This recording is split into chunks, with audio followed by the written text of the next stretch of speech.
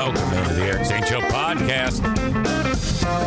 A daily show where I discuss news, nonsense, and my personal adventures each and every day from this studio. I wanted to start saying Baldwin Ace Hardware Fear Bunker Studio. But I did not. I did not say that. I am looking for a new studio sponsor.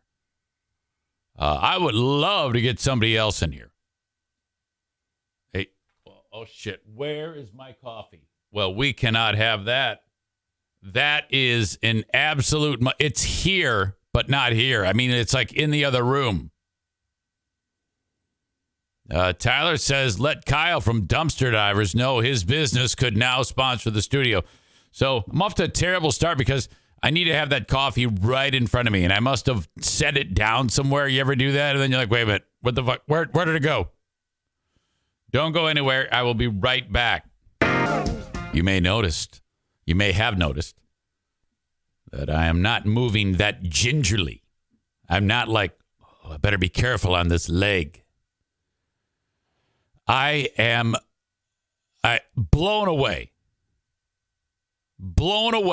by what has transpired since Monday on this show. I was talking about how the doc said that I have arthritis in my right knee. And he said, okay, you can no longer run anymore. You're that's it. And I was feeling pretty bad about that. And then Rick mentioning, hey, my knees are healing. I've got arthritis too, but I'm on the mend. And then him breaking the news, introducing me to knees over toes guy. I know I've been talking a lot about this, but yesterday was even more unbelievable. This turnaround. Again, for 3+ weeks, I have been in pain, concerned with how I was going to live the rest of my life. Running gone. No more running. No way I'll be running. And I was just hoping to have a day or two or an hour or two without pain.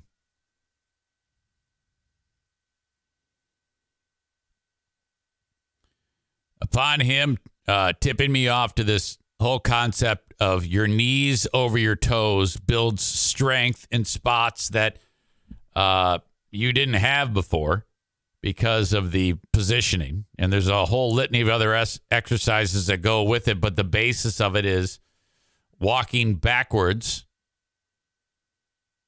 which builds a certain set of muscles around the knee that normally aren't stressed.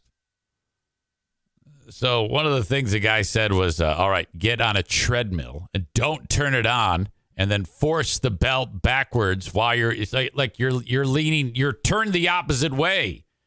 And so I did that yesterday. I went to the gym. I saw Team Knuckle Dragger, and it's hilarious because I haven't seen those guys in forever because I haven't been to the gym. And I'm like, where you guys been? I've been here. And they're like, shut up. So I had a nice little exchange. I go, yeah, we heard your knees bugging you.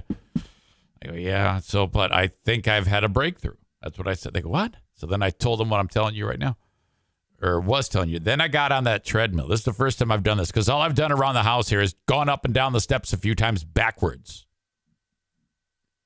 But when you get on that treadmill for 10 minutes and just, it's hard because there's that resistance of the belt, you know. But I did it for 10 minutes. And then there's another simple exercise called a tibial raise, which works another muscle group on the front of your shin that normally is neglected, I guess. And so then I felt really good about that. And the knee was all warmed up and flexy and bendy. And I go, okay, now I'm going to take a walk. I'm going to get on the treadmill the right way and walk. You know, get a little exercise. So I, it's going like 2 miles an hour. I'm like, all right, this is excellent. And then I got up to like 3 miles an hour, and that's about as fast as I can walk before I have to break out into a jog, a light jog. So I started to jog. I'm actually jogging right now. And I can tell that there's a little bit of discomfort, but so not an issue. Now in my head, I'm like, all right, I'm going to bust out some intense mile repeats. And then I'm like, no, you idiot. I went like 0.3 of a mile, just over a quarter mile. And then I walked the rest. I finished half of a mile. No big deal. But to be at that point where 2 days prior, I was telling you about the doc saying you have arthritis and never run on your leg again. That's fucking nuts. Nuts.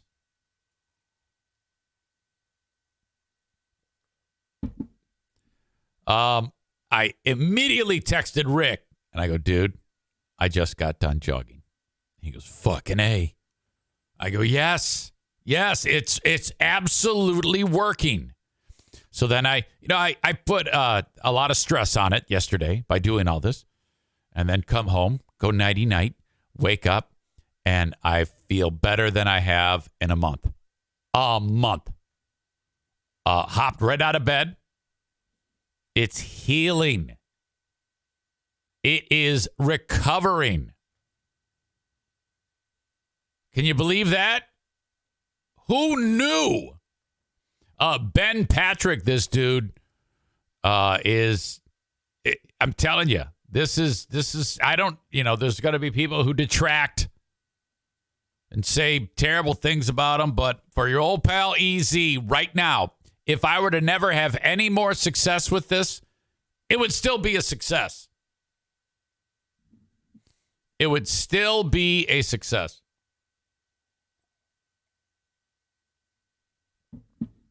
My God. Tyler says, now imagine if you were also smoking pot. Your knees would be like titanium. Well, that just masks the pain, though, I think. I don't know. I've never consumed pot for medicinal reasons. And the last time I got stoned to the bone, probably like 1990. And I don't remember my knees hurting at all leading up to that. All right. Welcome into the show. I have a preview of this week's edition of Who Are These Free Beers? We're going to do that now. Now, I cover a lot of ground on it. First of all, when I record it with Ben, I'm undecided as whether or not I'll make that an actual live episode. I'm thinking I might. I don't know why I'm saying I won't. But anyway, they have for extended time, people have said that there's a moment on their show oftentimes where they say people need advice, and then they'll read like a hey, what should I do here? And it sounds like it's coming like from a listener, but some have speculated that it's just them reading Reddit, the Am I the Asshole subreddit or something like that. And whatever. But this moment that I have for you is actually Greg saying, we got this email from someone who wanted to share this with us, and now I'm going to read it to you. And I was suspicious of this because of the amount of in-depthness that the person who wrote it went about this story. But he fucks it up when he's presenting it, which makes it seem remarkably not true, that nobody wrote into the show to tell him this. And that's kind of been a lot of the complaints from people about the show. And I'm just here to tell you that I was always able to tell when Greg was making a story up that the background info about how he got to the point that he's talking about it always seemed suspicious. And I was always like, huh.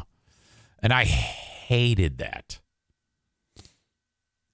I think this is one of those scenarios because he sets it up one way and then later in the story, he fucks it up so badly that it kind of reveals that it was all bullshit. Fabricated either out of thin air or he pulled it off of a prep service page or he pulled it off of Reddit and then said, yeah, this one was emailed into us. I actually caught him red-handed. And I cannot wait to share that with you. I will break that down on who are these free beers. We also have some terrific joke tagging, which I've talked about before, how joke tagging works. And I'll pause here to tell you what joke tagging is. Something funny happens. Either a person on the show says something funny or there's a funny clip that plays.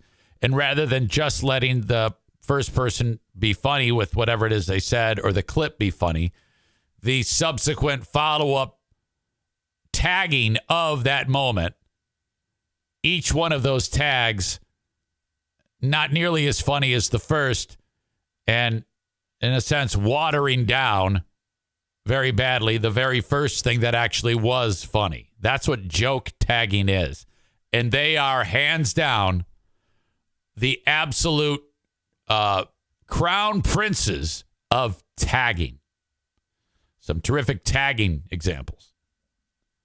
There's also some jokes that Greg says that no one gets and even fewer people laugh at. In fact, there's no laughs in the studio when he says 3 straight rapid-fire jokes at the end of another back-breakingly funny Hot Wings hot take. In fact, I have the hot take here.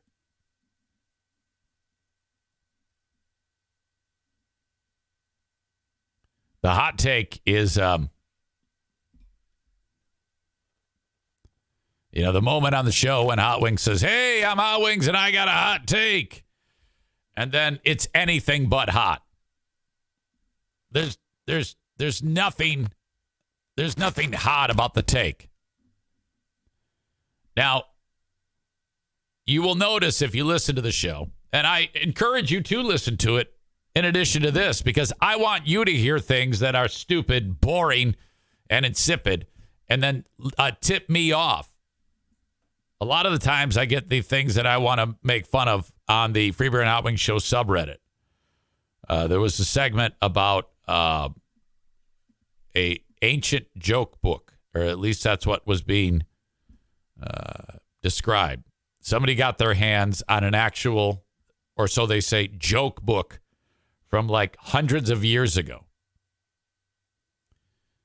And I wouldn't even have noticed this segment had audience members not pointed it out.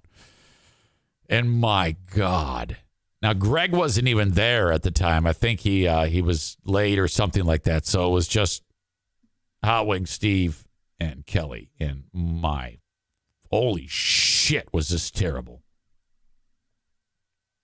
But this particular segment, Hot Wings Hot Takes, every single one of these, it's, if you're a person who blank, blank, blank, you're the worst person in the world. If you're a person who blank, blank, blank, nobody loves you. If you're a person who blank, blank, blank, you should be lost at sea. It's always that's the formula for these things. And much the same with this one. Now, this one, Hot Wings, is if you're a person who blank, blank, blank, you're the worst. And then, but it's incredibly, like, there's nothing to it. Once you say, if you're a person who blank, blank, blank, you're the worst in the world, and then there's no examples, there's nothing funny, there's no emotion, there's nothing interesting about it. It's just you saying blank, blank, blank, oh, you're the worst. That's it. That's all Hot Wings Hot Takes are. And they suck. Here's the latest. And it's made worse because it's Hot Wings. Hot Wings has zero ability to inflect do any type of emotion, add any emotion to any type of these quote unquote hot takes to even have them have a chance of being interesting in any way. None whatsoever. And that is the case with this Hot Wings hot take. People who wad toilet paper are the worst people in the world because it causes all the clogs. Like anytime I've had to unclog a toilet, now more recently in my life, it's because of children, but it's always the people who wad toilet paper. One, it wastes a ton of toilet paper needlessly, but also it's always what causes the clog. Mm-hmm. People who wad toilet paper are the worst people in the world. Let's relish in that again. People who wad toilet paper are the worst people in the world because it causes all the clogs. Like anytime I've had to unclog a toilet, now more recently in Listen my to life, that. it's because of children, but it's always the people who wad toilet paper. One, it wastes a ton of. So does that mean that if a toilet paper it gets blocked, you like go up to them and say, "Hey, this toilet's clogged. What's your toilet paper usage like? Do you wad it or do you like fold it? I need to know that." Of toilet paper needlessly, but also it's always what causes the clog. Mm-hmm. Oh, and then Kelly going, like she's interested or something like that in what this fucking idiot is saying. Shit. Now you need to know that was horrible. But Greg then, instead of just moving on, he decided to, again, drop these 3 rapid fire jokes and he was like stepping on hot wings when he said them. No one understood what the reference meant. I didn't understand what the reference meant. It wasn't funny, and it was met with absolute silence. That is a preview of today's recording of Who Are These Free Beers, which I will do it live. I will commit to that right now. That will be live. Ben and I will be live doing that. So we should start probably, okay, let's see here. I imagine we will start. In fact, I'll on Patreon, I'll make an announcement that we'll be starting like in a few minutes so that you're aware. I'm guessing we'll start probably 5:30 p.m. And then Ben and I will regroup. And then at about 6:15, we will do Who Are These Zanes? And then at 7, we will do the Ben and Eric Patreon podcast. There. That is your late afternoon viewing / listening enjoyment schedule for today. In just 35 minutes, my dad will be joining us for Dear Meathead. And I think I could use some assistance. Oh, boy, Jesus. My email just signed me out, and that's not good. Okay, hang on.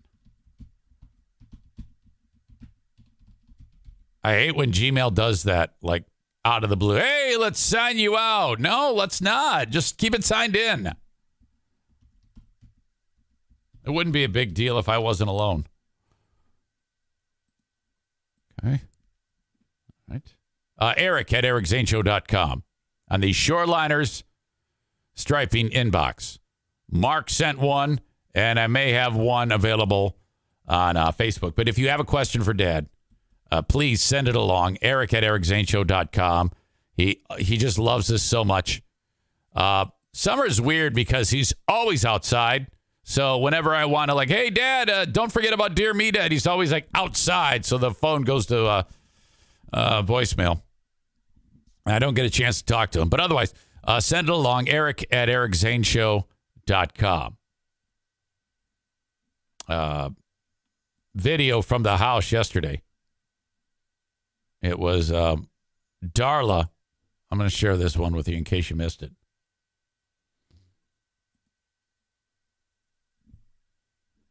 She hides on me all the time. Audio check, video check. So, look at. There she is, under the bed. Hey, I can't get you. Come on out. Staring up at me, and she has no intention of leaving there. You win. Let's get out of there. See that underbite? She is looking more like a bulldog every day. Look at her chiclets. Now, those are all of her baby teeth. All of the baby teeth on top are out. She has her big girl teeth, but all of her baby teeth are still in on the lower jaw there, and now it's protruding. I can't get you out of there.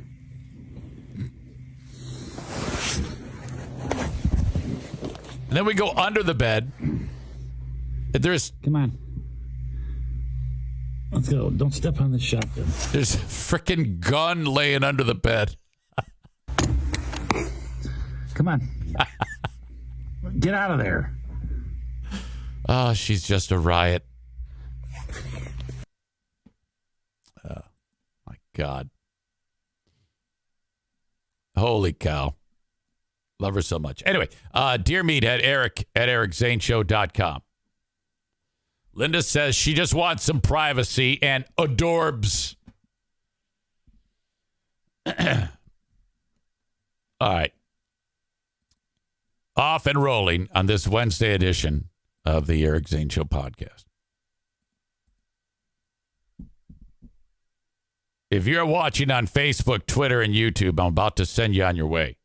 And you're going to miss out because I have to discuss the takedown by surfer Sarah Brady, who is the former significant other of Jonah Hill, who seems, though funny in films, like the most tightly wound person on the planet.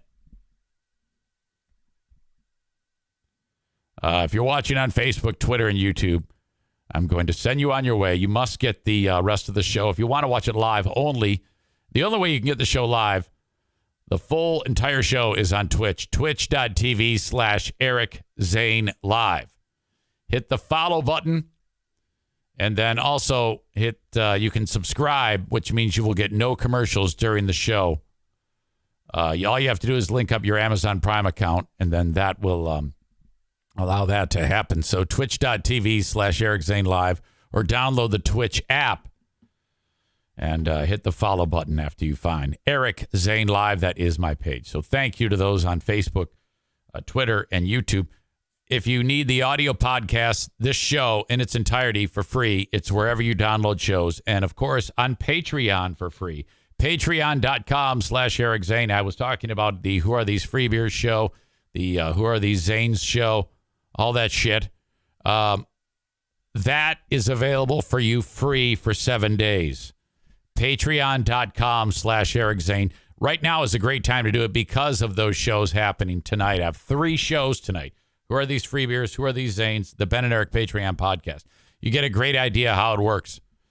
And if you sign up for the 7 days free, okay, send me an email and I will bring you in with the audience. You will be part of an active participating audience on the Ben and Eric Patreon podcast. Just drop me an email and say, Eric Zane, send me the link so that I can participate in the Ben and Eric show live. I'll be looking at your face. You'll be looking at mine and everybody else's.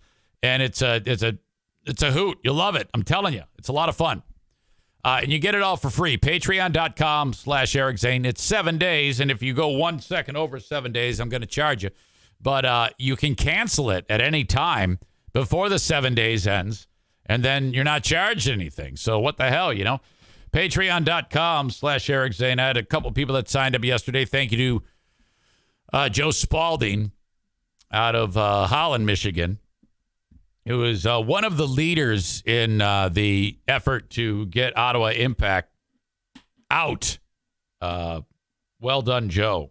I appreciate you very much. And you know I support you in all your efforts to make that happen. He's one of the people who will actually be banging on doors in District 2, trying to get signatures to have a special election in a recall petition for Lucy Ebel. Jesus is king of Ottawa County. Jesus is king. One more time. Jesus is king over Ottawa County. Oh, my God. All right. So there you go. Facebook, see ya. Twitter, see ya. YouTube, see ya. The open and live stream of the show brought to you this time around by A&E Heating and Cooling. 616-516-8579. Joe Martinez. When there was some, what is the term again? That KMK said free market. Oh, when she tried to do a free market solution on your old pal EZ. He said, don't post on my Facebook page again. I love Joe Martinez. 616-516-8579. He said no to the free market solution, which is another way of saying canceling. A cancellation attempt was made on your old pal EZ. It cost me $1,800 for a year. That money's already been made up. No big deal. We move on. 616-516-8579 for A&E Heating and Cooling. When you support my sponsors, you support me. So your free market solution is to call when your AC goes to shit or if you need it tuned up. It costs $79 to get the AC tuned up. And if you have not done that, you must do that. Because if it's gone more than a year, that thing is in dire need of being cleaned and tuned. 616-516-8579. That is your free market solution of the day. Also a free market solution, Johnson Carpet One Discount Outlet. Okay, you got two stores there. And the main showroom is awesome. But I want you to first go to the discount outlet because everything there is cheaper than the main showroom. Okay, now you just walk in and say, yes, I want to take a look at the vinyl plank flooring. All right, there you go. These are the selections that are on the floor that you can buy boxes of right now and take home. Okay, that's great. I brought my truck. Okay, how big's your room? 12 by 10. All right, you're going to need this many boxes. Okay, grab them. And then you're going to get the lowest price for that flooring anywhere in the entire state of Michigan. I guarantee it. But you then add that your free market solution of the Eric Zane Show podcast discount needs to be added. 10% off, in addition to what is already the lowest price in the state at Johnson Carpet One Discount Outlet. So how great is that?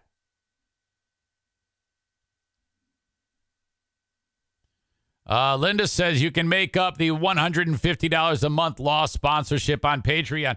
That's actually where I did. Since I started the 7 days free, it's been out of control, the amount of people who have signed up on Patreon. That seems to have done the trick, giving them the opportunity to check it out for free, and then the lion's share of those people have signed up. So, you lose some, you win some. Ryan says, I finally fixed my renewal problem with Patreon yesterday. For some reason, it wasn't taking my credit card, but I hooked it through PayPal and all as well.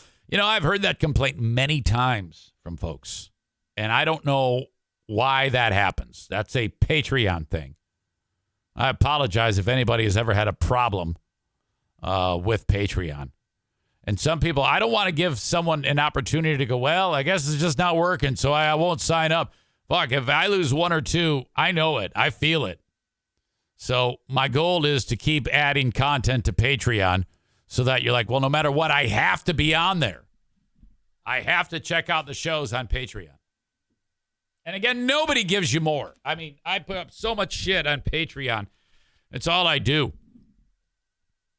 I posted 3 individual things yesterday. Smarter than a former drug dealer trivia, which was fucking fantastic. The Lost Zane recordings, which was late. And the Patreon bonus podcast. Adam says, Patreon erased my account last fall. I remember that. You had to start over.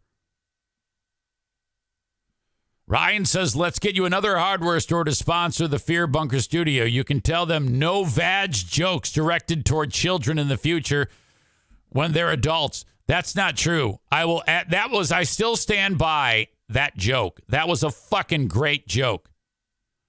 The kid is there, brainwashed kid at the meeting going, thank you from groomers. Thank you for protecting me from groomers. I'm a stupid idiot, brainwashed kid. And then I said, bullshit. Now, the joke would be, one day I want that kid to be gay. And then the psychopath parents or the grandma would walk in and learn this by seeing the kid face down in Lake Vagina.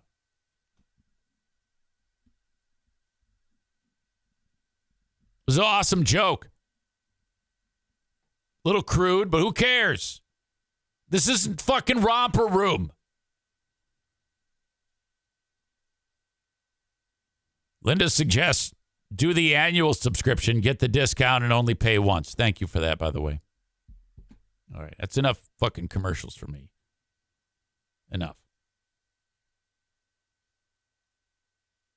Ryan says, you got great jokes. I'm not a fan of this one. Well, too bad. Jonah Hill was dating this surfer chick, Sarah Brady, for a while.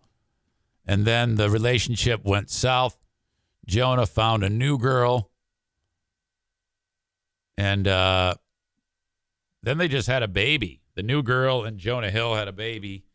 And now Sarah Brady is saying, all right, ladies, if you ever have a guy like this, you gotta head for the hills. She's getting some flack for this too, because she's posting all of the private conversations that they had, which show him as he's a controlling butt. There's no question. But I don't know in these texts if he's like, from what I read, there's a lot that came out. I don't know if I could say it's abuse, but he's definitely an asshole.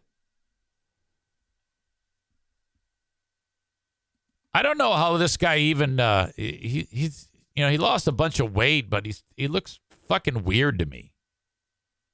That is a ugly, gruesome looking man, in my opinion.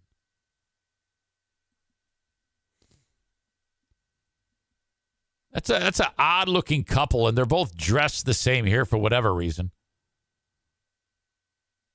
They look like the type of people, like the couple, who would have their own tiger zoo, like Tiger King. Like these two would be like at the gate welcoming you to take your money.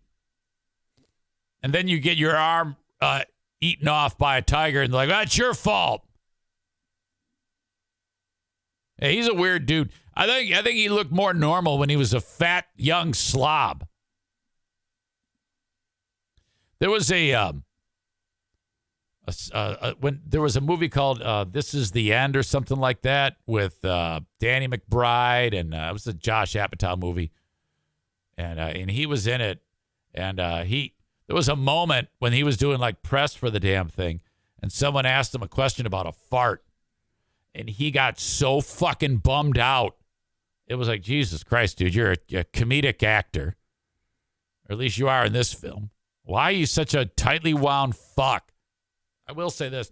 I've loved him in movies. I loved him in, movie I really loved him was the Moneyball. I kind of said it before I said it. He was great in that. Guys, give me an answer or I'm going to point to Pete. He gets on base. That's one of the only times I've liked baseball was the film Moneyball. All right. So Jonah Hill's ex-girlfriend Sarah Brady's continued to share Instagram story posts showing alleged text messages she received from the actor during a relationship that she has since described as emotionally abusive. She says, this is a warning to all girls. If your partner is talking to you like this, make an exit plan. Call me if you need an ear. As if anybody has Sarah Brady's phone number. She shared text messages that allegedly showed Hill requesting that she remove surfing photos from her Instagram account that showed her ass in a thong. He didn't like that. Hill hasn't said shit about the allegations. Sarah Brady said she timed the release of her allegations with Olivia Miller, Hill's current partner, and the couple's weeks-old baby in mind. I'm sure the timing can seem bad, like, oh, yeah, I waited until he had a kid, said Brady on Instagram, but I waited until she had her baby, so I knew they were, like, physically not impacted by me sharing this shit. All right. And she could be informed and make an informed decision of how she's doing free market solutions is what she's doing here about Jonah Hill.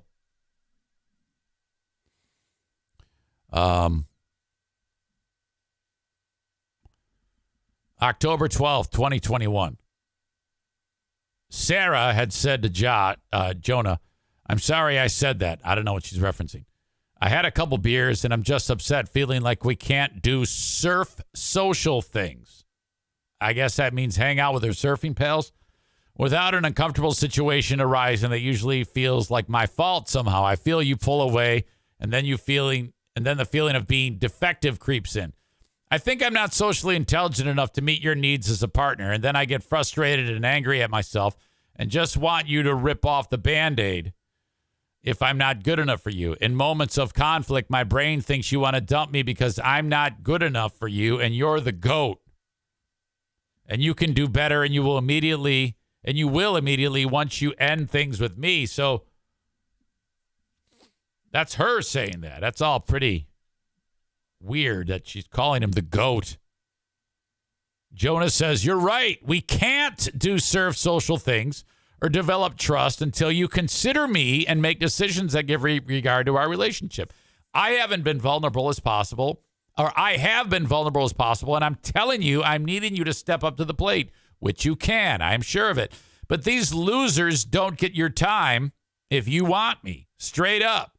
It's consideration. I respect your love of surfing, but I respect myself as well. And your love of surfing and being in those situations and lack of awareness are not mutually exclusive. This isn't me. I have my own issues that I own. If you want marriage and family, you can't use the 25 card. Don't know what that is. Step up and cut shit. These people don't get your time or your kindness at the sacrifice of mine.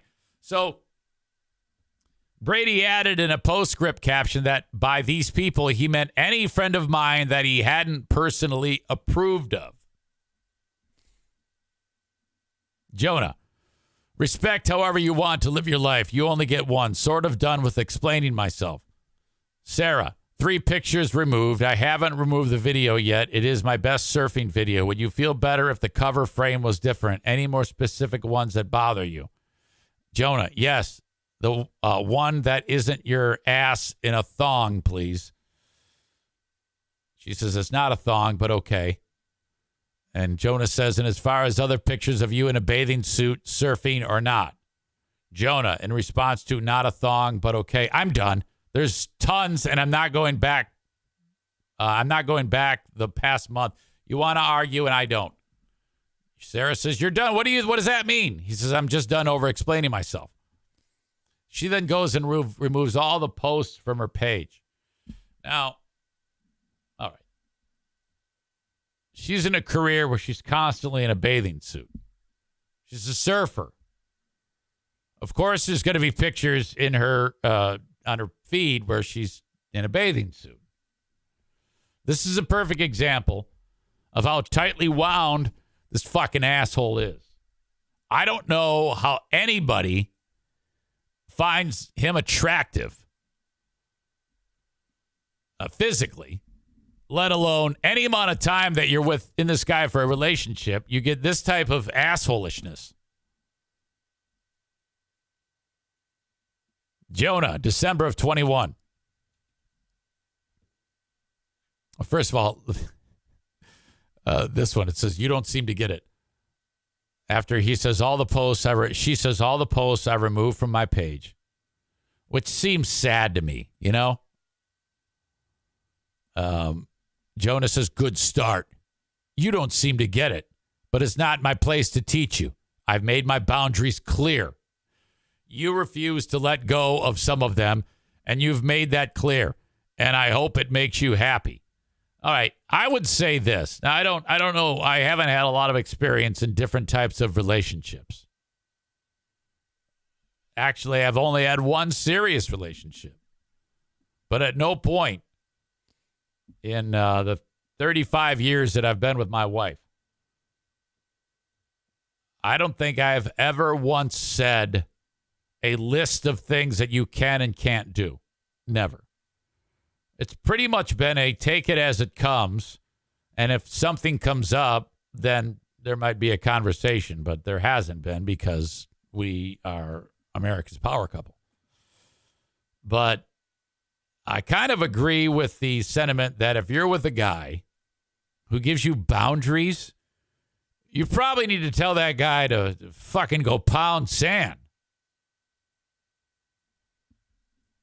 The New York Post isn't buying it. Kirsten Fleming has a opinion piece. Jonah Hill's X-Files, as she calls it, is a gross betrayal of trust. So she's not buying anything that Sarah Brady is saying.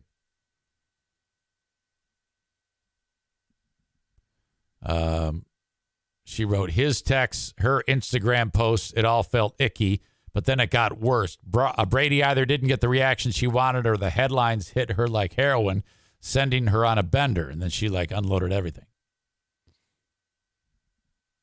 Yesterday, she released another installment of the Jonah Hill files, insisting they were sexting just before he started dating his now girlfriend, Olivia Miller.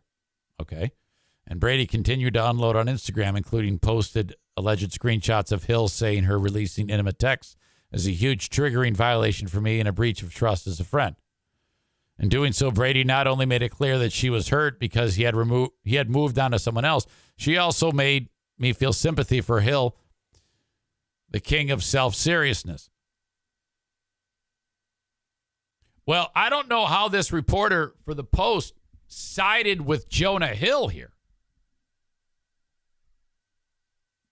I really don't. She posted this exact text that this is from him. It says Jonah.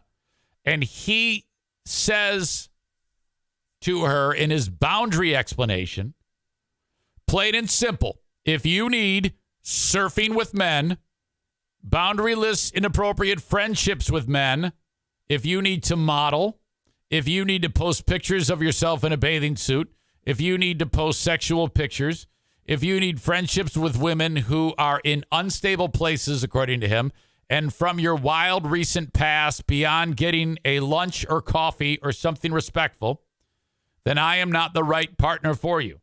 If these things bring you to a place of happiness, I support it, and there will be no hard feelings. These are my boundaries for a romantic partnership. My boundaries with you are based on the ways these actions have hurt our trust. Okay. So all these things. I mean, I don't know the other side of this, and there usually is two sides to it, but if Sarah Brady is going to go ahead and post all this shit, I would assume that these friendships with women aren't that bad. Because Jonah Hill would very easily be able to say, oh, yeah, she posted all this shit about me. This is what she did with this person. They had a 24-hour 69 festival. Or they do heroin and flip kids out of wheelchairs. Or something really sinister and bad. I don't believe Jonah Hill for 1 second. I totally believe this Sarah Brady, and I am of the opinion that he's a fucking psychopath.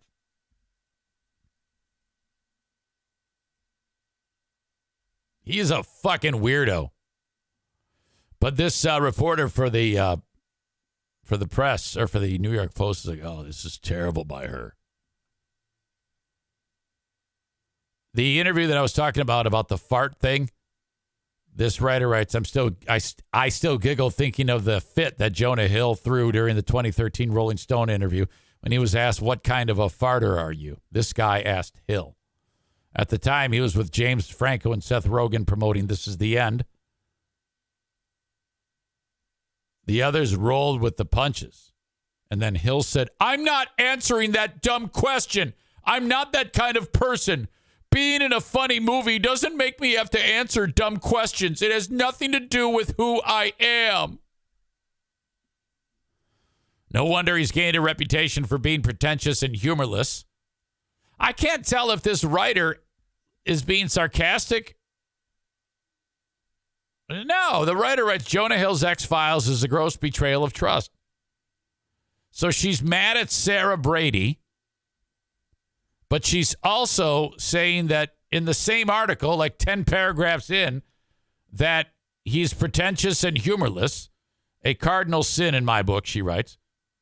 And then she adds the next sentence, but this Brady stuff feels like a strange hangover from #MeToo, in which crappy, caddish, or controlling behavior has been conflated with the criminal kind. I don't think anybody's saying anything criminal about Jonah Hill. She's just pointing out he's a fucking asshole. I think most people knew that. But when you look at the controlling nature of that, I love it when chicks post how much of a fucking cock dudes are. I mean, what kind of a fucking asshole who looks like shit, in my opinion. He looked better when he was a fat, disgusting pig. When this fucking a zookeeper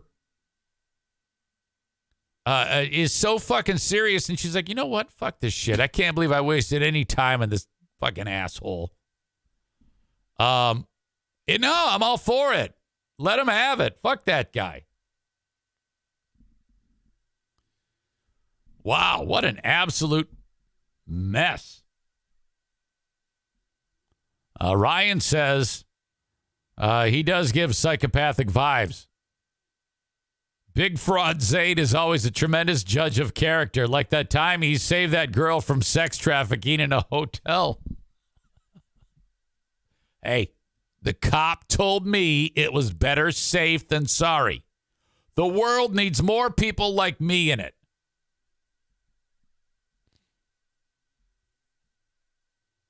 Kyle says, I've never watched a movie with him in it and thought it was funny. I don't know. I liked it. I loved him in Superbad. Kenny says, this is all very sad. Expecting her to change and remove posts and shit. I mean, I can understand. I mean, in that type of world, him failing to understand that this is what makes her who she is. And then just say, no, this is what you cannot do anymore is sick to me. LV Moki, I think I said that right. I always fuck it up. Calls him a insecure baby. Ashley, who tipped me off about this story, thank you, says she is a professional surfer and a model.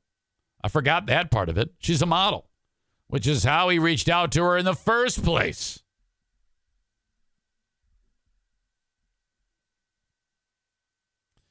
Cole says she sounds terrible. Why? Why does she sound terrible? He sounds like any random Joe. I don't think she sounds terrible at all. I'm Team Sarah Brady on this one.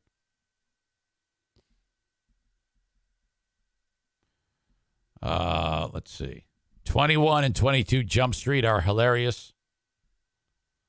Tyler also says you're not supposed to talk about his weight. He asked nicely. Remember that? He's like, I don't want any, because anytime anybody would say, oh my God, you've really been killing it. You look fantastic. Yeah, don't talk about my weight. Ashley says, us girls call Eric Zane when we date assholes. This is true. This is true. I am the fatherly figure. And I embrace that. I have that happen all the time. All of the women that are jilted by any old Joe have reached out to me. A sweet lady by the name of Bethany. A sweet lady by the name of Nikki. Sweet lady by the name of, oh my God, Gina. Very nice lady by the name of Ashley. I take that back. A reasonably nice lady by the name of Ashley. A very nice young lady by the name of Rachel. They all reach out to Eric Zane when they're treated poorly by an asshole who just happens to be named Joe. I had a lady at the radio station walk up to me and say, hey, can I get your opinion on something?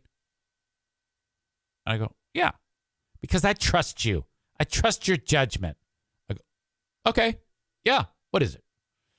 And she was, something weird was asked of her in a workplace setting. And when she got to the weird part, my eyes went like this, ugh, like that cringe face. I went, oh. She goes, yeah, can you believe that? I go, yeah, that's not okay. You should go tell your boss. Tyler says it's because you come across as one of the girls. I know that. I prefer to hang with women. When my wife has all her girlfriends come over, they're all divorced. There'll be like 6 or 7 divorced women and Diana and me. Now, this sounds like the plot of a great Penthouse Forum sex story. And, I'm sitting there, and the best part is we're by the pool, so they all kick their shoes off and their flip-flops, and I'm just surrounded by feet. And it's like, well, yeah, it is. Just by being surrounded by these feet. Thank God I'm wearing loose shorts.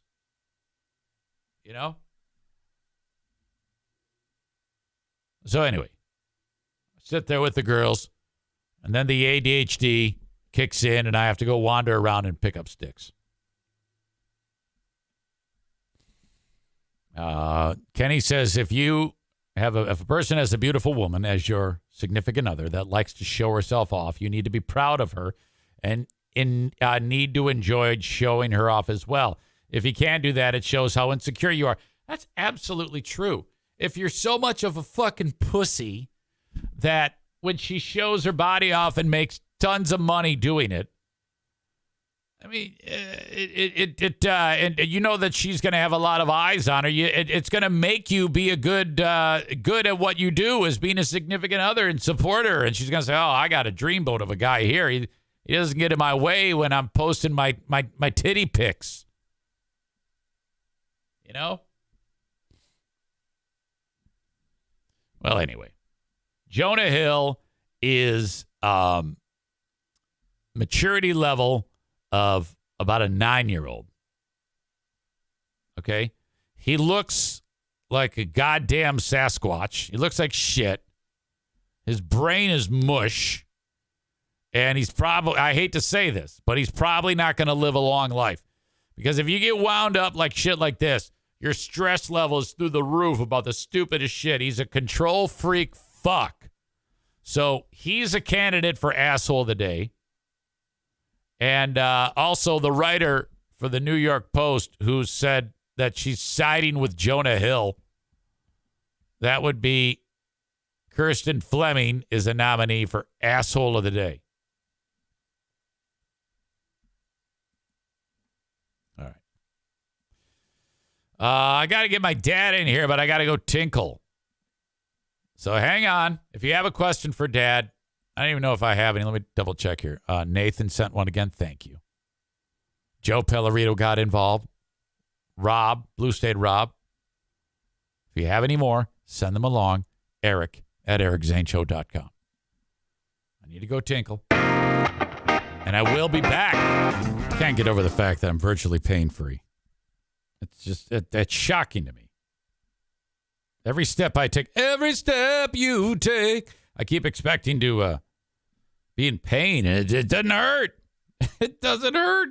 The guy who runs the paintball facility has helped me more than my doctor.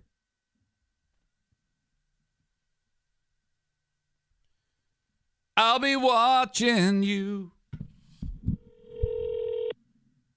Dear Meathead, brought to you by no one. Hello. Good morning. Good morning, Dad. How are you? I'm doing well. How about yourself?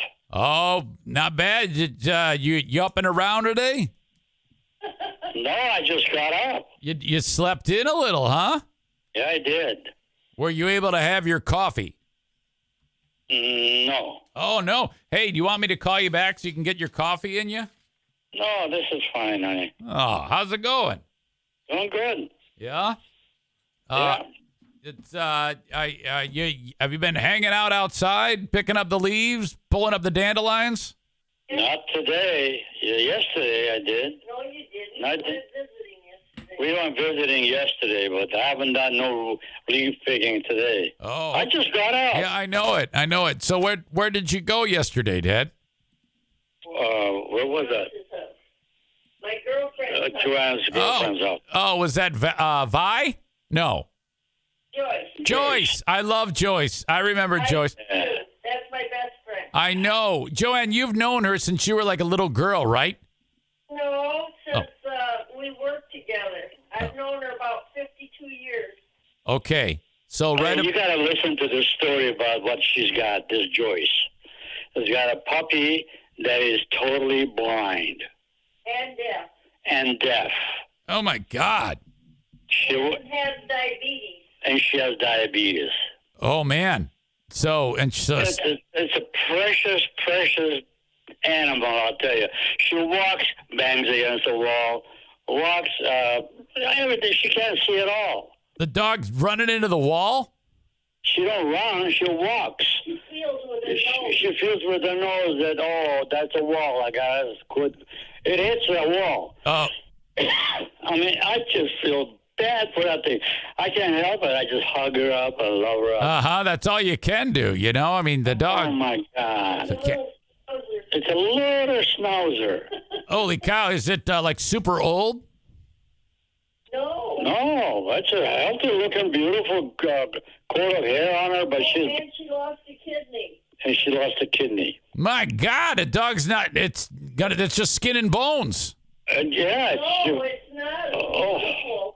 Okay. Oh, it's a beautiful dog. Now, was it an illness that caused it to lose its sight and hearing, or did something bad happen? No, the diabetes. She had diabetes. Oh, yes, of course. Yes, that's right. Boy, you know, if you think about it, I mean, I hear about that whether it's animals or people. A lot of times, people who are diabetic have that happen. You know, but I think you've fared pretty well. Absolutely. Yeah. I mean, you've had diabetes for what, 40 years? Yes. And here you are. You can still see. They haven't hacked off any. The only time you've lost limbs is when you cut them off yourself. Yeah.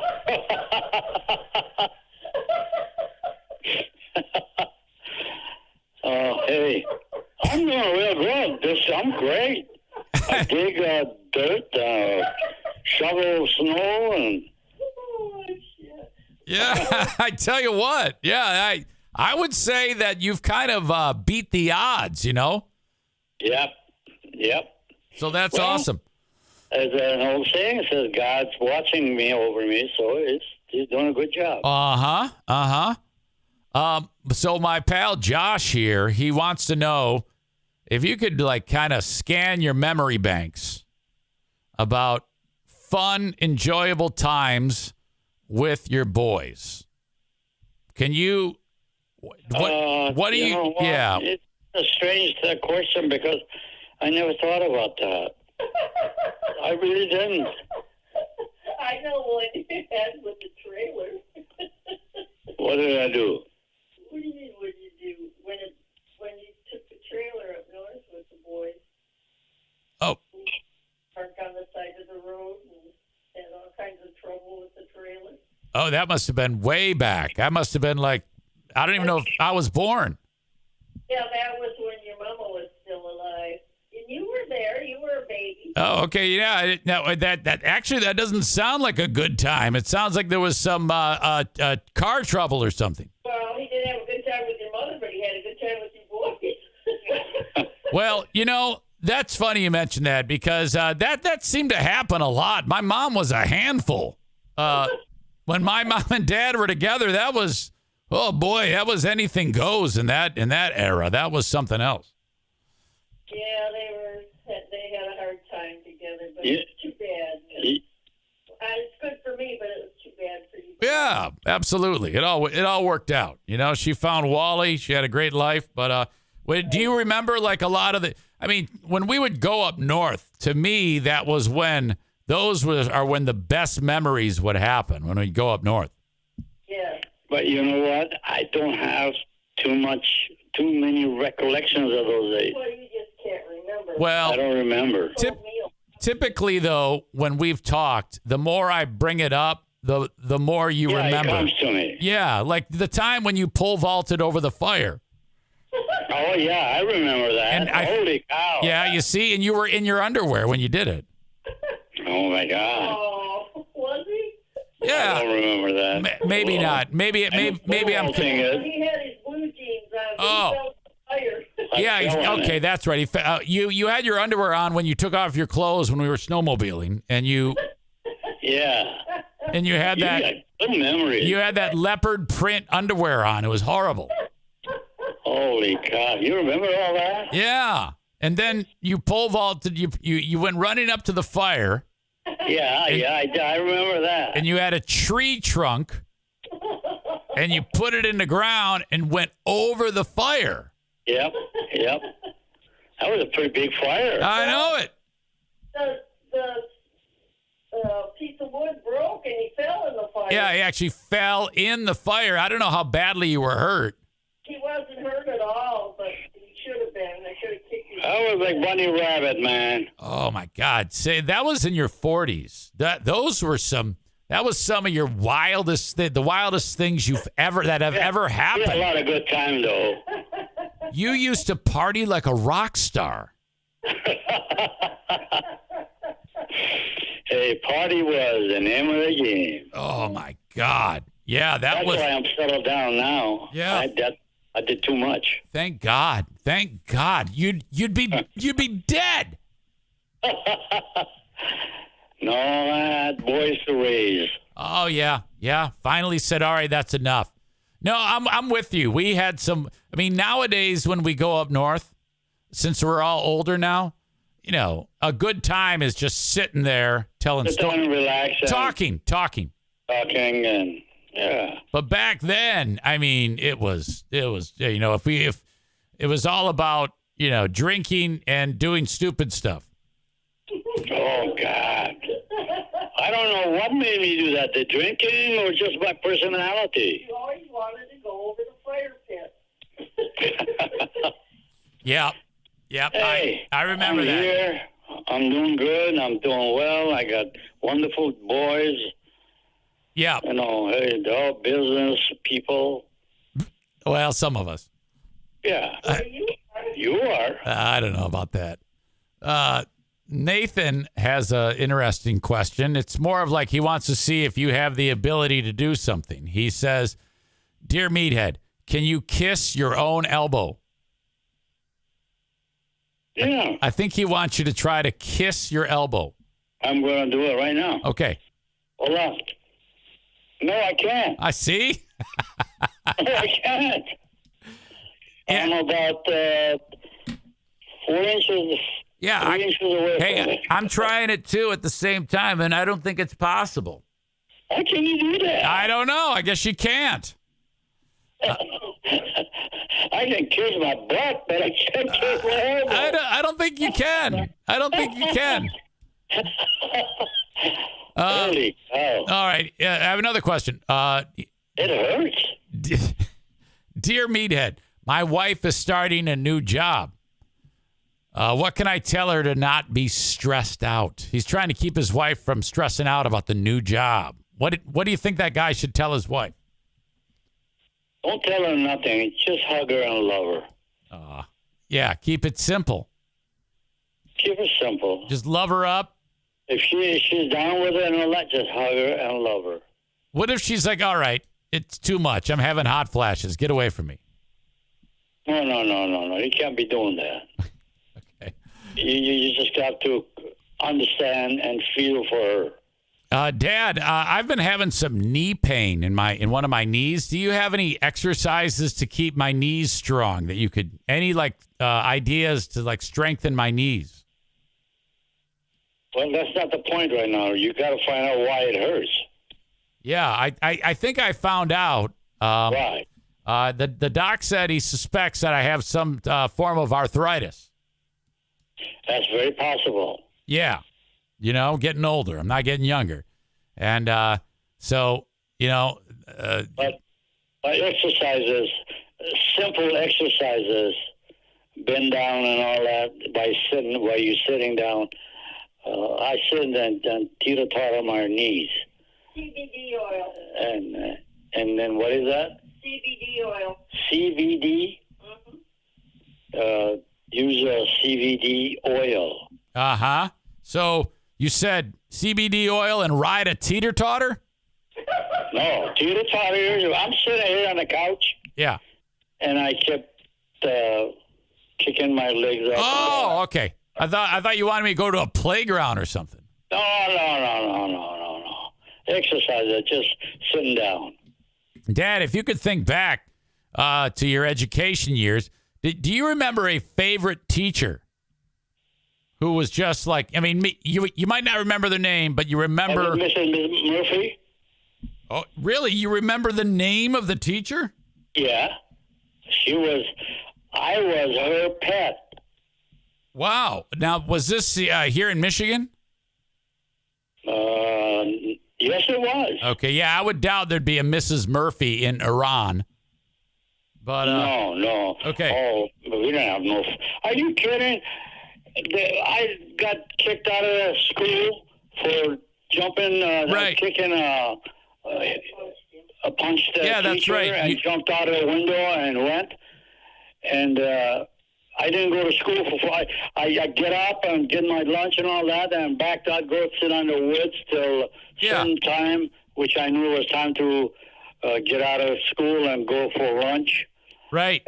I'd go home and have lunch and get up and go back there. My mom never knew I never went to school. I remember that story as one of the greatest assimilations I'd heard, the fact that you punched the teacher in the face. I did. And jumped out a window and ran like a bugger. And then for 5 days, when you would wake up for that amount of time, you'd say, hey, I'm going to school. And you'd walk out the door and wait. I get up, I had my lunch, and I'd go out there, sit out in the woods. Yeah. And then when the school was going to be out. And then get up and go home, and have lunch, go back to school again, which is out in the woods. And then, so for 4 or 5 days, you did that, and then you end up just going back to school, and no one said anything. They didn't say anything. Nothing. My God, I love that story. This is the kind of schooling we had. Right. They don't care. It's not like they can call on the phone. What was it doing? He was afraid to say anything. Oh, yeah. I wouldn't tell my mom. She was, The teacher was afraid to say anything. Yeah, the teacher thought you were going to beat his face in. Oh, man. My God. Hey, so there were the years. What was so great about Mrs. Murphy? Was she nice to you? Did she? Oh, she was. I was her pet. Now, what does that mean? I was a foreign student. Oh, who hardly speak English. Okay, she wanted to take care of you. She would baby me. All right, so then all the other students are like, oh my God, that Ruben, he's got it made over there. This is the thing I remember of her.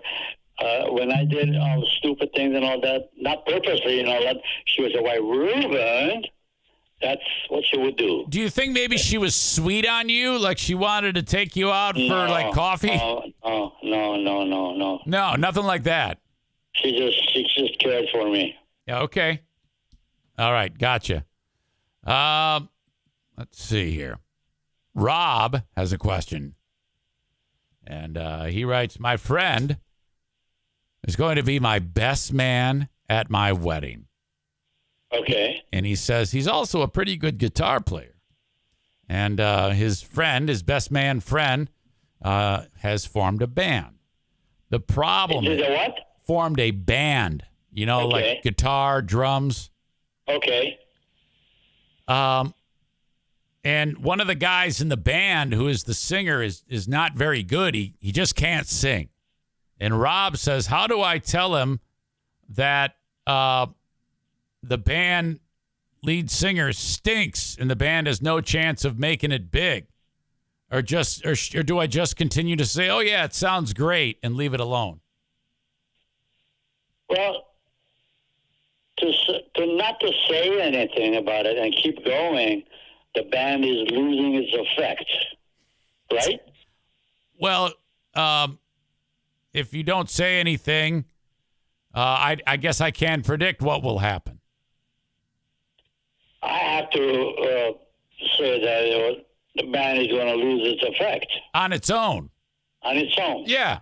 So eventually, when the band is gone that route, well, it's a useless band. Yeah. Right?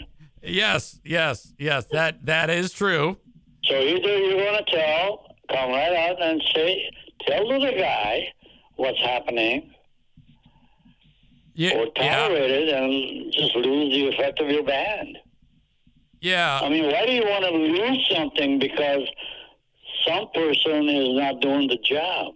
Yeah. Now, what did you say again? When a band has gone that route? The route of having to pour, it's lost the effect of a band. Band, yeah, it's just not doing its job. That makes because of his.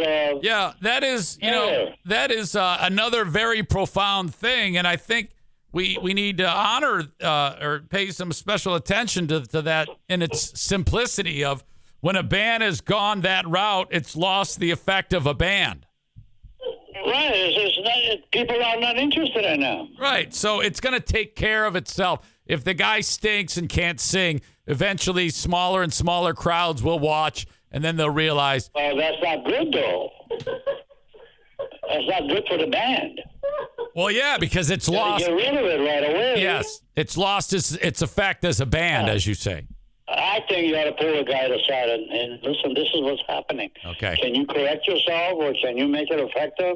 Right. Otherwise, we just have to make a change. Yeah, it's his friend, honey. I don't care whether it's his friend. It doesn't matter who it is. You just got to tell him you've lost your effect as a band. Yeah, nicely, So, what the hell? Yeah, okay. I can't sit here and take the piper because, No, he's not in the band. That's his friend. You say he's not in the band?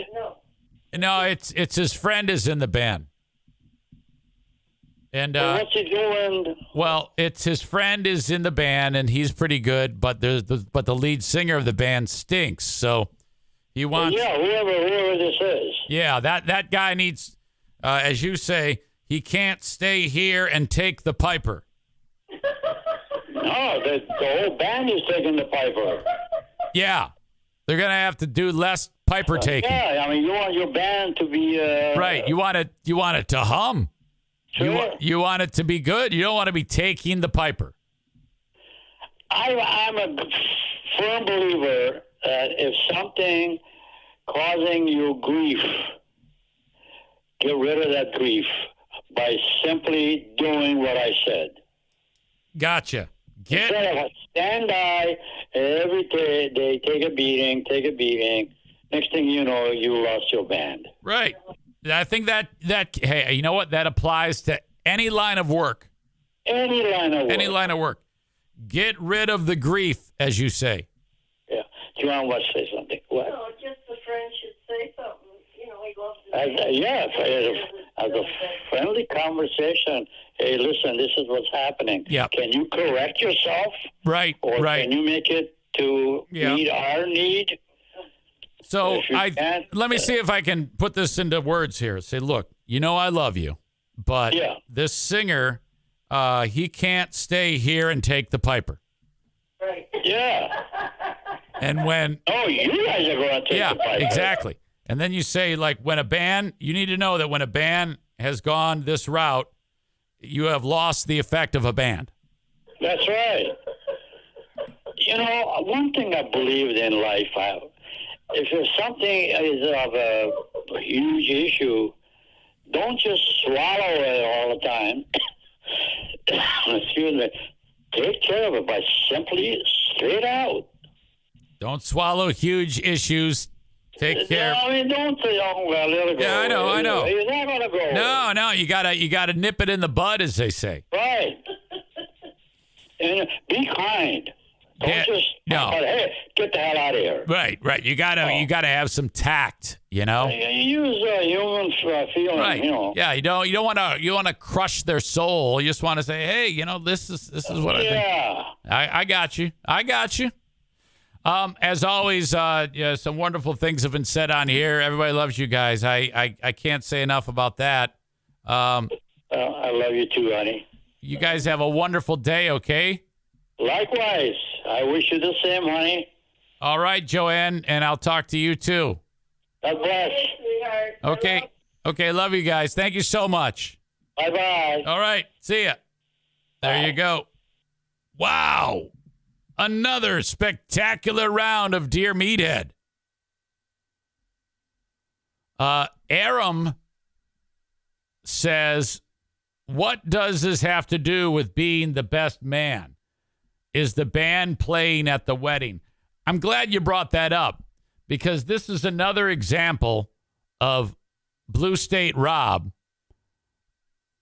There is a slight twinge of retardation with Rob. And I've talked about this before. And it usually manifests in written form. If you see the email there, my friend who will be my best man at my wedding. That's a fucking, that sends us down one road of your email. And then you go to, is a decent guitar player. He and his roommate formed a band. And then the necessary question.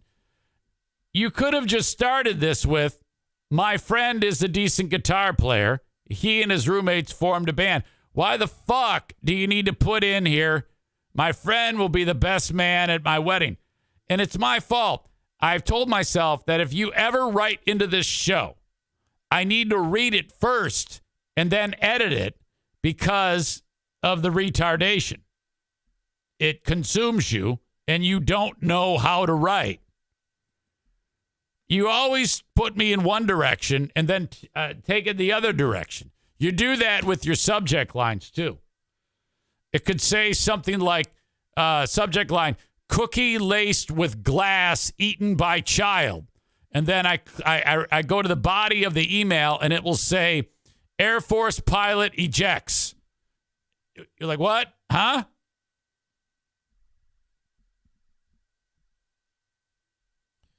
Aram also adds, I think we have to honor the simplicity of that.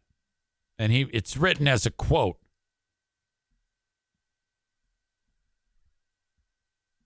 When a band has gone that route, it's lost the effect of a band. That sounded like football players have a tendency to play football, which was said by Emmitt Smith at one point. Kenny adds that Rob does that when he speaks on Patreon live videos, too. Oh, I know. It's like, what? Huh? What are you doing? Why do you do that? Why does your brain work that way? Say it out loud to yourself, and when it doesn't make sense, redo it. My God. Ryan says cannabis oil works for joints.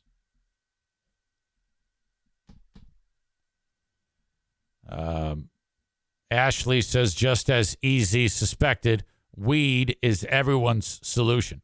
Well, I don't know. That's CBD oil. That's different than weed. You know. All right. What an effort. Great job by Dad and Joanna and Dear Meathead.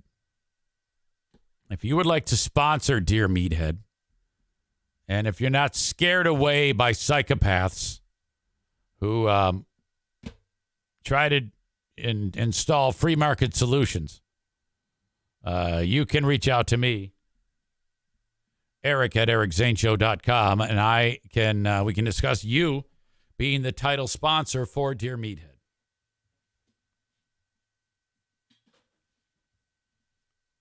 Moving over so I can get a shot of Darla here, who is kind of like sleeping on her back right now.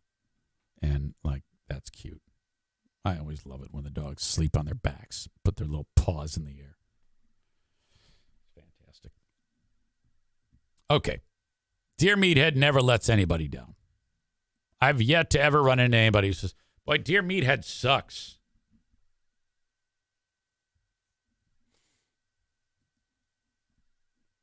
Thank you to Irvine's Auto Repair, Grand Rapids Hybrid and EV. 616-532-6600. Get your vehicle repaired at Irvine's. Irvines.com is the website. Go there, check out all the amazing Google reviews. Irvines.com if you need your car repaired. No matter what the issue, they can help with that. Early bird drop-off. Late bird pickup. Pay over the phone. You don't even have to see them. Just drop the car off. They'll tell you what's wrong with it, and off you go. You approve the work, and boom.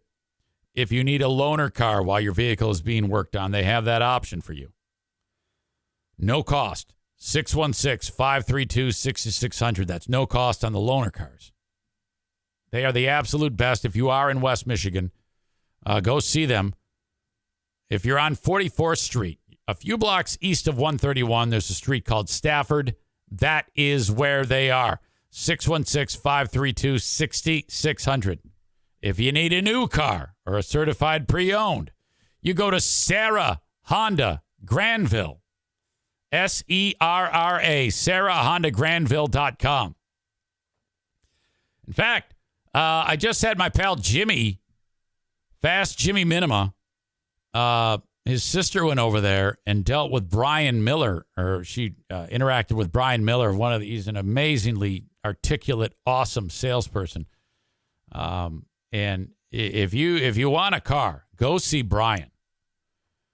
Samantha, Jimmy's sister, went, and it worked out awesome. In fact, I'm sending a couple more people over there. My lovely daughter, Jacqueline, and her husband, my son-in-law. They're in the market.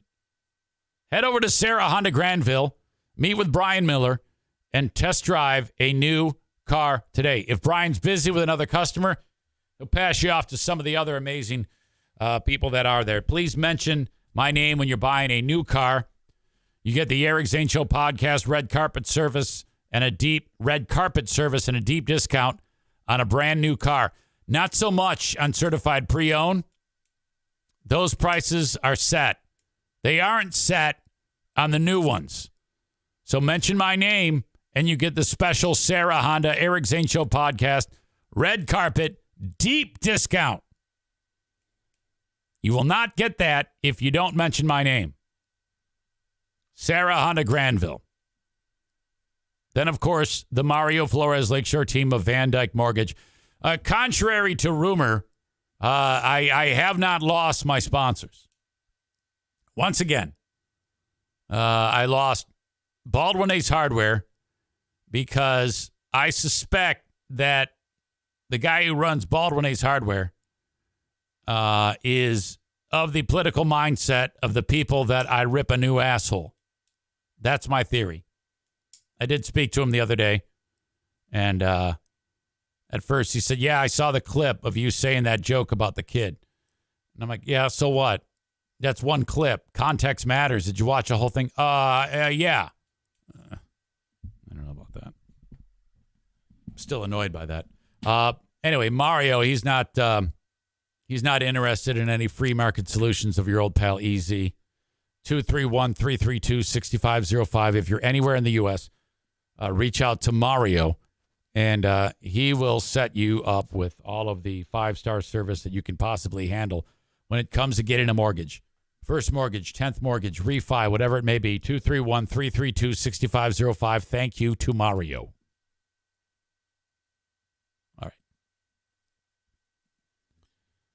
right. Kyle says, now poor MAGA scum can't buy new hammers.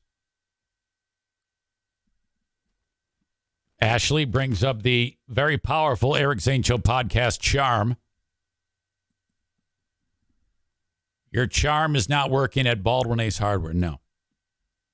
I thought I had a chance to get it back, but then I said, fuck this shit. Either you like it or you don't. Either you're here or you're not. You decide. I'm not wasting another fucking breath on this. Up north, Justin, who's got the orange Silverado. What was that? What year is that? It says up north, Justin 82. Does that mean it's an 82 Silverado that you have? 79 Silverado. It's orange. This thing is so fucking sweet. I've talked about it before. Welcome to you. He says, listening with audio only for a few while working the sticks in my hoe. He, what is that, the name of your, is it, what is your profession again? Excavator, right? Isn't that what it is? You're an excavator. You like rip up the fucking trees. That's right. Rip up the trees, make the land smooth so that people can build shit on it. That's your job. That's fucking great. I imagine, Justin, that you do not have any student loan on the books. You strike me as skilled trades guy. Why is that coming up? Because Biden still wants to make it so that people don't have to pay their student loans, even though the Supreme Court said, fuck you. Which, I think that people should have to pay off their student loans. He wanted $10,000 cut from the student loans for each person. Now, how the fuck? First of all, you're going to spend trillions of dollars knocking $10,000 off. If you're a person who goes to college and when you're done going to school and you start your big girl or your big boy job and you're worried about $10,000 making or breaking you, that's fucking weird. $10,000 shouldn't be make or break money. Biden wanted to make it a bigger amount of money for these people who've done nothing to deserve a loan absolution, to get rid of the loans, absolving them. 87% of the American public would not benefit from this. Now Biden has something that he's doing. He wants to do a student loan safety net. Opponents, like your old pal EZ, call this a backdoor attempt to make college free. And it could be the next battleground in the legal fight over student loan relief. Starting this summer, millions of Americans with student loans will be able to enroll in a new repayment plan that offers some of the most lenient terms ever. The interest will not pile up as long as borrowers make regular payments. Now, I don't necessarily hate that, as long as they pay it. Or a very, very low interest rate. Very low. Like mine was 8%. That's fucking terrible. If it were 1 or 2, all right, I can live with that. Millions of people will have monthly payments, though, reduced to $0. And in as little as 10 years, any remaining debt will be canceled. Well, this is the same fucking thing that the Supreme Court just ruled on. Basically. It's known as the SAVE plan. And although it was just announced, although it was announced last year, it has mostly been overshadowed. I mean, it's been out there, but everybody was talking about Biden just wiping the debt out. But now they have to pay special attention to this because the Supreme Court said no to Biden's student loan forgiveness plan, as they should have.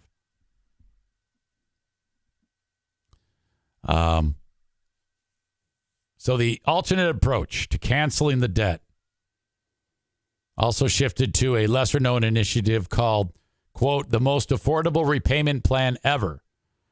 The typical borrower who enrolls in the plan will save $1,000 a month. All right, I need to know more.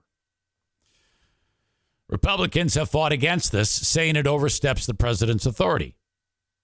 Senator Bill Cassidy, the ranking Republican on the Health, Education, Labor, and Pensions Committee, called it deeply unfair to, as I indicated, most Americans who do not have student loans, like Justin up north, who's driving a backhoe.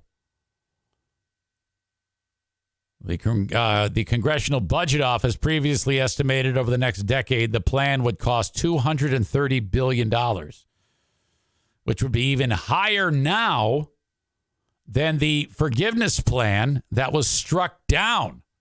All right, now I'm not on board. Fuck that. Estimates from researchers at the University of Pennsylvania put the cost at up to $361 billion for this. Now, if you're the government, you're like, either this is going to cost us $361 billion. I don't know how the president can do this. Say, all right, we either are going to pay $361 billion for this plan or zero for this plan. How can you look at that and say we need to make it so that people don't have to pay their debt? If the United States is a business, and it is, this is a horrible business. What a model. Emboldened by the Supreme Court's decision on cancellation, opponents say it's a matter of time before the repayment plan also faces a legal challenge. Here's what to know about Biden's SAVE plan. Question 1. What is an income-driven repayment plan? U.S. Education Department offers several plans for repaying federal student loans. Under the standard plan, borrowers are charged a fixed monthly amount that ensures all their debt will be repaid after 10 years. But if a borrower has difficulty paying the amount, they can enroll in one of 4 plans that offer lower monthly payments based on income and family size. These are known as income-driven repayment plans. So if you borrow $10,000 and you're a fucking loser and you can't pay back $10,000 over 10 years, which, by the way, that's $32 a month, not counting the interest. What kind of fucking shithead who spends all his time getting an education can't pay $32 a month for 10 years? And you have to go to like a more of a less graduated plan. Income-driven options have been offered for years and generally cap monthly payments at 10% of a borrower's discretionary income. If a borrower's earnings are low enough, their bill is reduced to zero. So basically, get out of college. You're a loser. You can't earn any fucking money. And then the government goes, well, you can. We're just going to zero it out. What the fuck? If you make so little money that you can't do that and you have to sign up for one of these stupid plans because you're a piece of shit, go get a fucking second job, you idiot. Well, I can only work 40 hours. Bullshit. You can work 80 hours, dick. You're young. Of course you can work 80 hours, asshole. Earn it and pay it back, you fuck. After 20 to 25 years, any remaining debt gets erased. So what this does is it incentivizes being a piece of shit. Rather than get out of college, let's say you're a teacher and you've got $35,000 in debt. Your teacher income has you paying off $10 a month. You're never going to get out of debt. But if you earn $500 extra a month and put it all towards your debt, and then in the summer, which you have off, you work your ass off and earn even more money to survive on top of your teacher income and pay off your fucking debt. Why am I explaining this to you, you fucking moron? Jesus.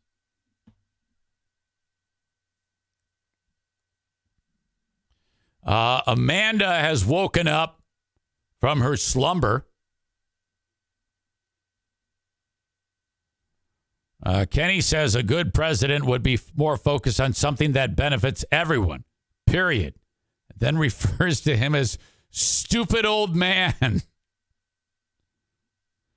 When talking about the new plan, Amanda's like, yeah, all right.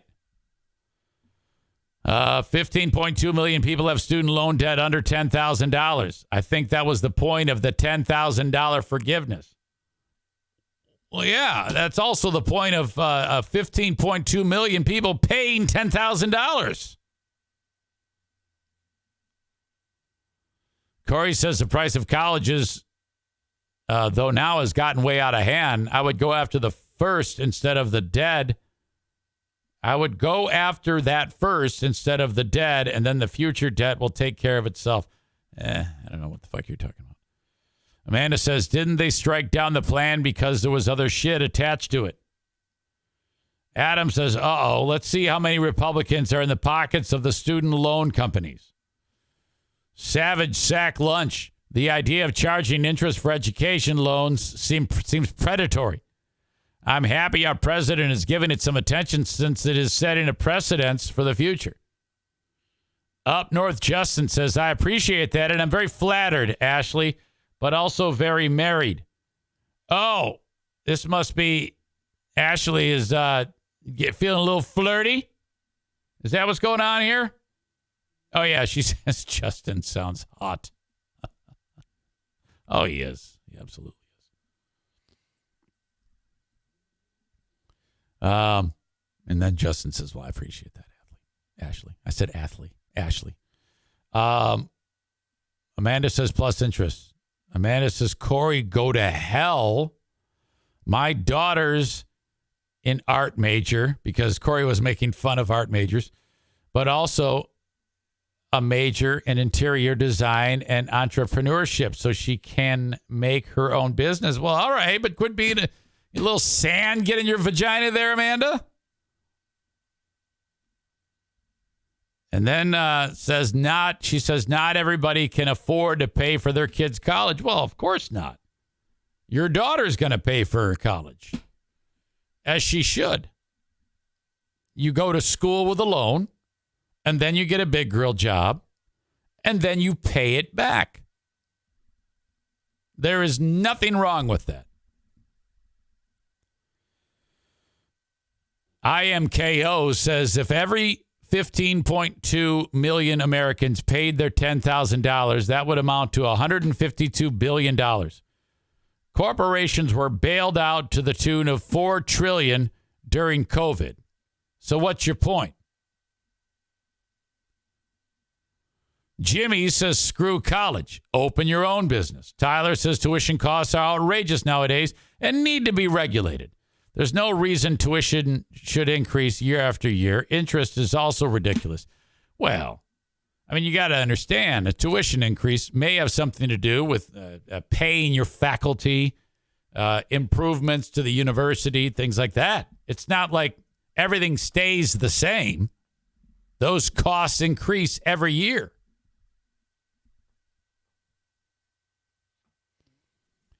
Linda says, I thank God every day Josh got a scholarship for his tuition.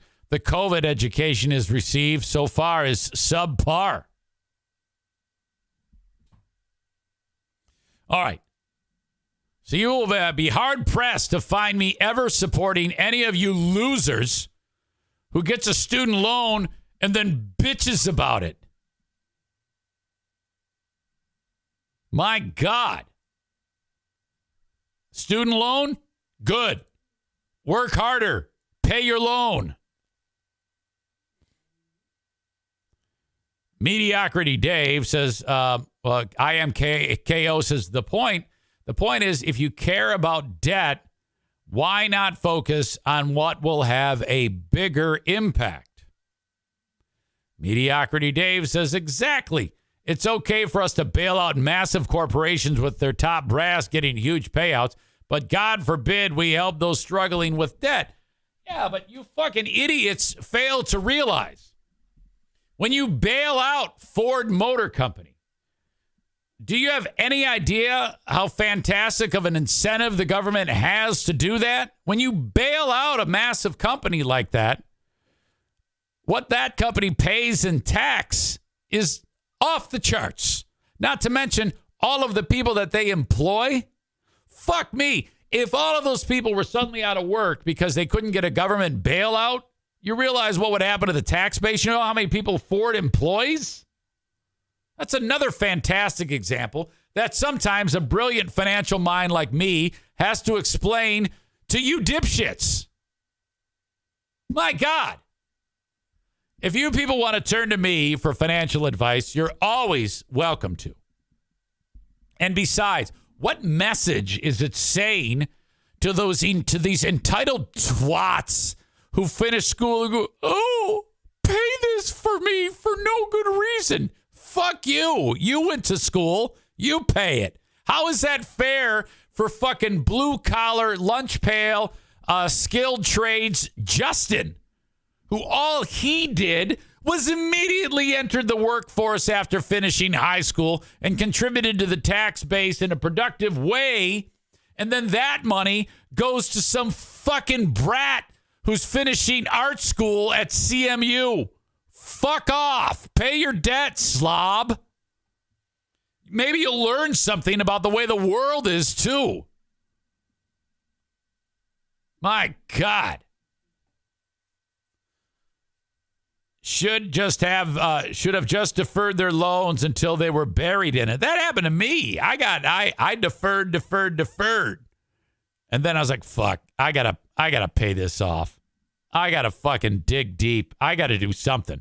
2 years, done. That's also why I feel so strongly about this, because I had to pay mine. Fuck you, pay yours. All right. IMKO says, I know you went through the deferment. I used to listen to you when you would bitch about it. And again, I was getting 8% interest on that nut every month.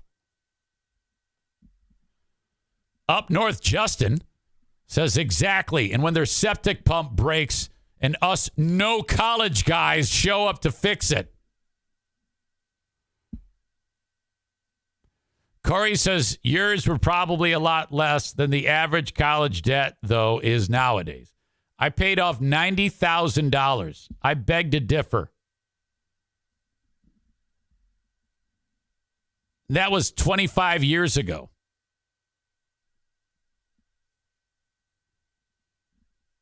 And college tuition nowadays, I mean, for a year of college in a lot of cases, a lot of the colleges like Grand Valley, you're looking at about $30,000 a year, maybe 40 a year.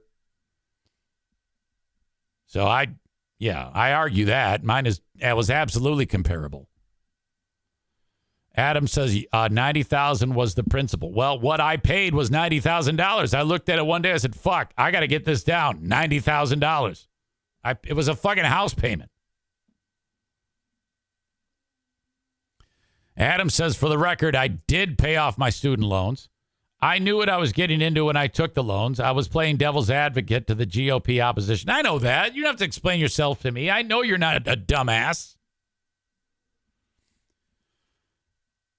Ryan says, I agree wholeheartedly. Went to school, got loans, worked 2, sometimes 3 jobs, and paid them off in 16 years. Exactly. It's the way it goes. Kyle Ryan says, not all of us have parents who love them enough to pay for college education. I feel like that is a jab at me. I feel like you're aiming that at your old pal EZ, who is trying to pay for his child's college. I'm pretty sure you're trying to smack me on the nose for working hard. I will assume you are being a shithead unless you explain differently.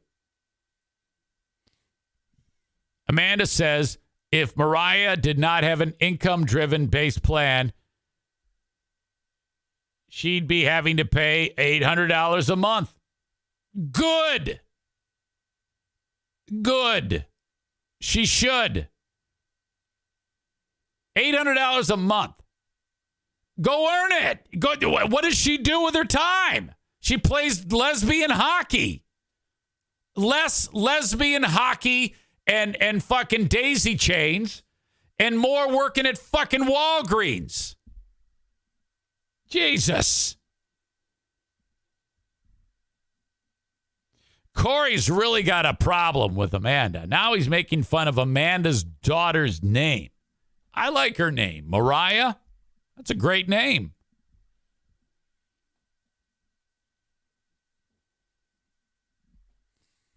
Amanda says, I already said she did everything wrong, but she had a bad example. Well, yeah, all right. Well, then don't bitch about her paying $800 a month.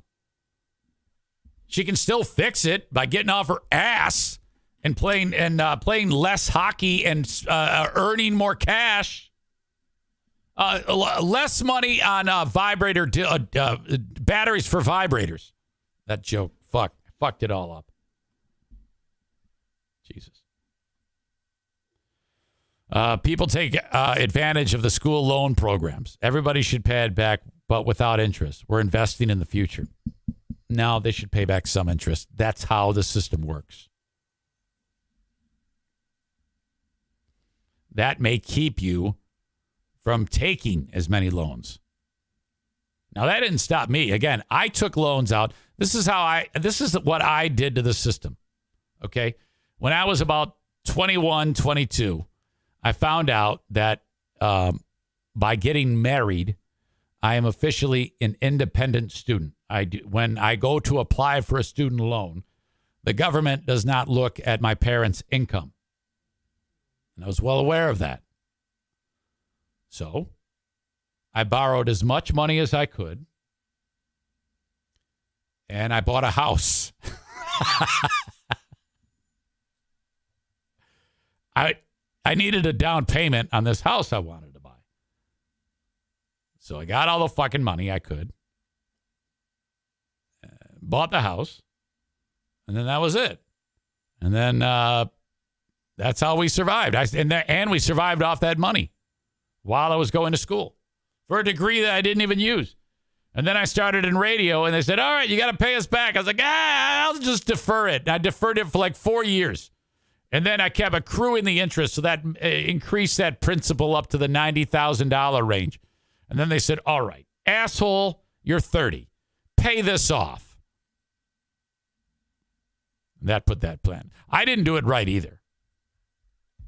But it worked out.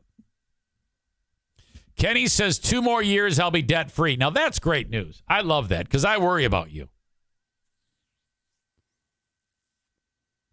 You know, occasionally, Kenny will drop some news on us that makes us all worry about him.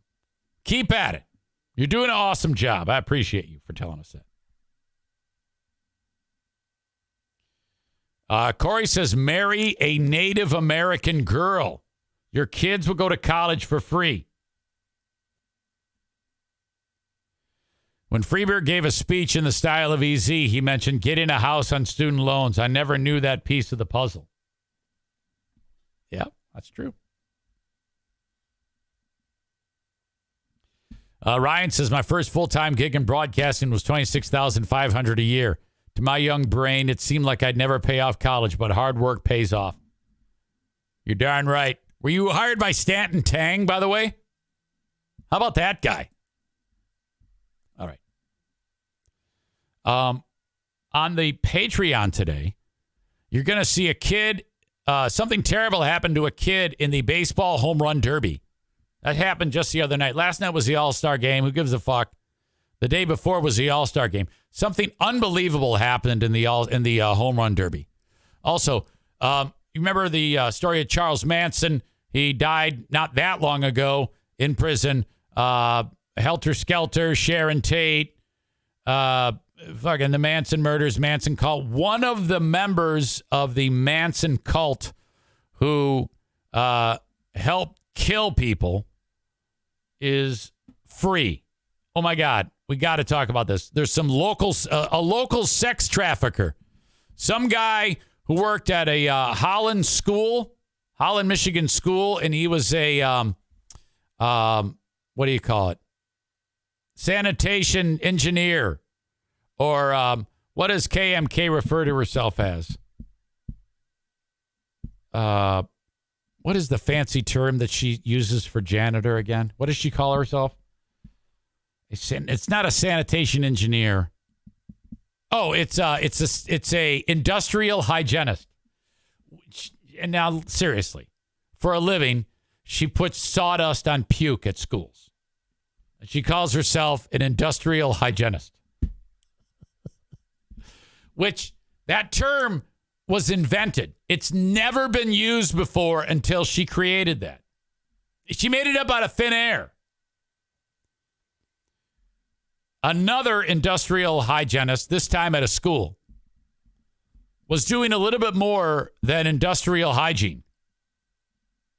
He was trafficking chicks for sex.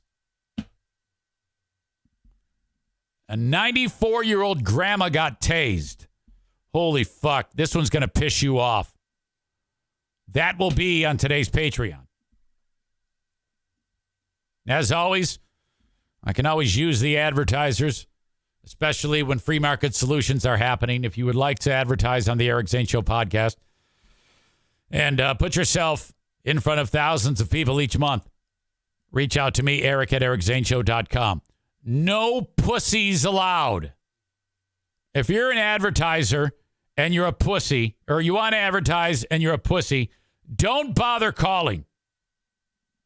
Don't bother reaching out to me. I'm going to throw this disclaimer out for everybody.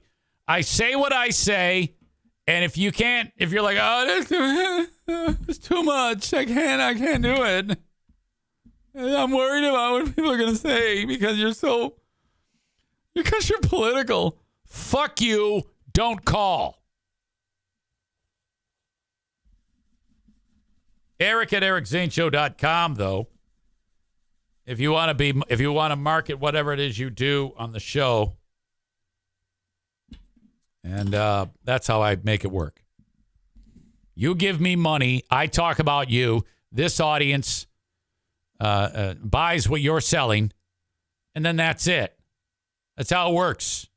That's how we've done it for just over 4.5 years, which, by the way, July 6 was 4.5 years of podcasting. Yesterday was episode 1090. 1090 free podcast, 1090 Patreon podcasts. Thank you to Rick from TC Paintball. He has been there since before this podcast started. He was there in 2016, letting me hang up a little sign behind me on those video podcasts that I did. I only did like 30 of them while I was sitting out my non-compete. It was actually a towel, a paintball. You like wipe your paintball gun off with this towel. It says TC Paintball on it. I hung it up behind me, and he gave me a few bucks for that. He's awesome. He also is helping me with knee pain. TCPaintballGR.com to book your event. Reach out to Rick, TCPaintballGR.com. Berlin Raceway. I will be at Berlin Saturday. Matt Kuiper is going to be there with his lovely better half and his kids. That's a confirm. If you want to go and you want to sit with me and the Kuipers, go to BerlinRaceway.com. Buy your tickets online for $17 a pop. On race day, when you show up there, they start at 6:30, by the way. You're in the grandstand. There's 10,000 people. Where the fuck are you? Hit me up on Messenger, and I'll tell you exactly where I am. And then we all sit together. We watch the Super Modifieds. It's going to be great. Saturday, Berlin Raceway. If you have kids that are 15 and under, they get in free. The parking is free. Bring a cooler with your snacks. If you want to save some cash, you can bring drinks, but no alcohol and no glass. The band Pretty Cool is going to be performing on stage for the after party beneath the grandstands at the bar. The Berlin Bar. I forget what the fuck it's called. All at BerlinRaceway.com. Now, we have to go over the asshole of the day. Corey says, get a different Ace sponsor. That would be cool, but I don't know if I want to subject Gemmons to that. That is a family-run institution. And if Baldwin Ace Hardware gets butthurt by it, I suspect Gemmons would too. It's got to be someone who can handle it. You know, all my sponsors can handle it except for the one guy. Can handle the heat. Ryan says Sobe Meats. Do you know the guy at Sobe Meats?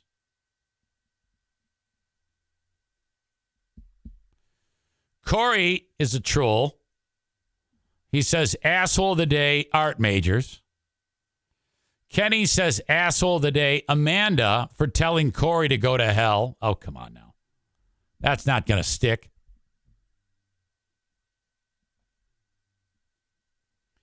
Kent says that Gemmons would get upset because that one guy, Ray, wearing the Gemmons shirt, was seen in Lucy Ebel's Jesus is Lord over Ottawa County video. You're right. I'd have to go there. This is how that would go. Say, hey, Andrew, how are you? Good to see you, E. What's going on? Look, I want you to sponsor the show. Okay? And then, oh, yeah?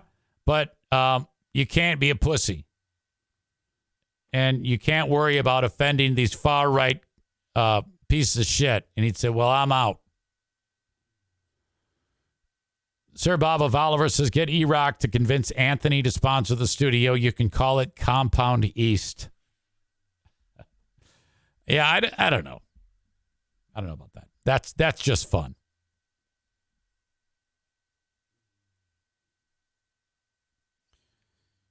The asshole of the day today, brought to you by TC Paintball, is easy. It's that gross fuck Jonah Hill. That is your asshole of the day. Bob amends his choice for studio sponsor. Compound West is what he meant to say. Yeah, because I'm west of him. I get you. I wouldn't have known that if you didn't say it. All right. Up north, Justin says, careful, Kenny. No cuddle time today with that kind of talk. Referring to that now they're beating Kenny up, saying he's supposed to defend his lady Amanda's honor. Now it's getting thick. Holy shit. Ladies and gentlemen, I appreciate you so much. Thank you. Join me on Patreon for free. This is a good week to do it because we're going live with Who Are These Free Beers. We're going live with Who Are These Zanes today. That's the video live stream. So if you sign up for the $10 Patreon, you'll be able to see those shows today, starting at around 5:30 Eastern. And then at 7, we've got the Ben and Eric Patreon podcast. So what you do today, like right now, is you go to my Patreon and sign up for free, and you can check out all 3 of those shows today. I'm going to be especially happy with Who Are These Free Beers? Exposing a bullshit made-up story by Greg.